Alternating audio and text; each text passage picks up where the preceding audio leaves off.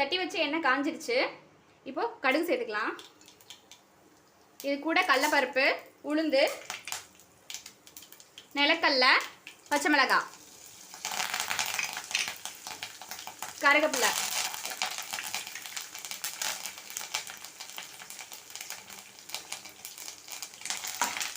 எல்லாத்தையும் சேர்த்து கொஞ்சம் வதக்கிக்கலாம்.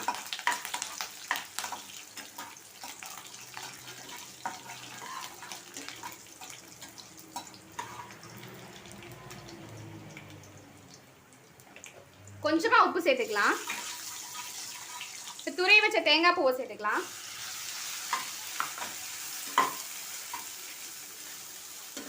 சும்மா ஒரு நிமிஷம் மட்டும் வதங்கட்டும்.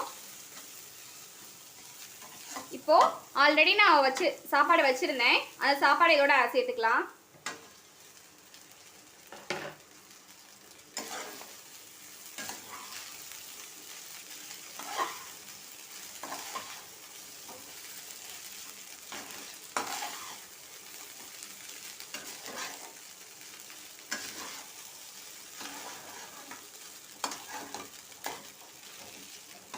நல்லா மிக்ஸ் பண்ணி விட்டுக்கோங்க.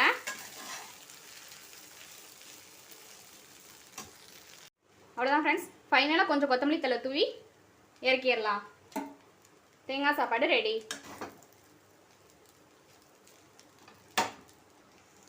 அவ்வளோதான் ஃப்ரெண்ட்ஸ், தேங்காய் சாதம் ரெடி. நீங்களும் இந்த மாதிரி உங்கள் வீட்டில் ட்ரை பண்ணி பாருங்கள். சீக்கிரமாக காலையில் லஞ்சுக்கு நம்ம ப்ரிப்பேர் பண்ணிடலாம்.